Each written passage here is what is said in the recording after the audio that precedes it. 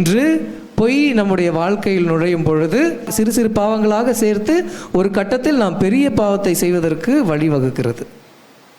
எந்த நிலையிலும் உண்மை பேச வேண்டும், உயிரே போகிற நிலை வந்தாலும் உண்மை பேச வேண்டும் என்ற ஒரு செய்தியை நற்செய்தி நமக்கு கொடுக்கிறது. இன்னைக்கு திருமுழுக்கு யோவான் எதுக்காக கொல்லப்பட்டார்?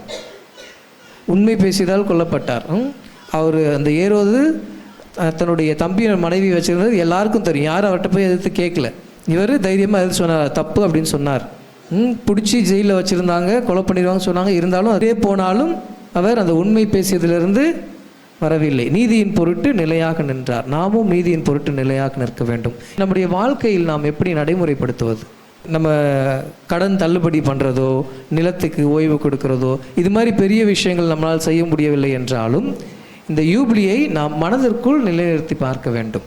ஒருத்தர் மேலே எப்படியாவது வெறுப்பு, கோபம், சண்டை போட்டிருப்போம் இல்லையா? யார் மேலேயாவது கோபம் மனசுக்குள்ளே இருக்கும். அந்த கோபத்துக்கு எத்தனை நாள் தான் வேலிடிட்டி இருக்குது? போயிட்டே இருக்கு. நம்ம ஒருத்தர் மேலே கோபம், அவங்க தப்பே செஞ்சுருக்கலாம், நம்முடைய நம்பிக்கைக்கு எதிராக ஒரு காரியமே செஞ்சுருக்கலாம். அப்படி செஞ்சுருந்தாலும் அதனால் அவங்க மேலே நமக்கு கோபம் வந்திருக்கும். நம்ம இந்த உலகத்தில் சொல்லுவோம்ல, கண்ணாடி ஒரு தடவை கீழே போட்டால் உடஞ்சது தான், அதை எடுத்து ஒட்ட வைக்க முடியாது. அது இந்த உலகத்தின் போக்கு.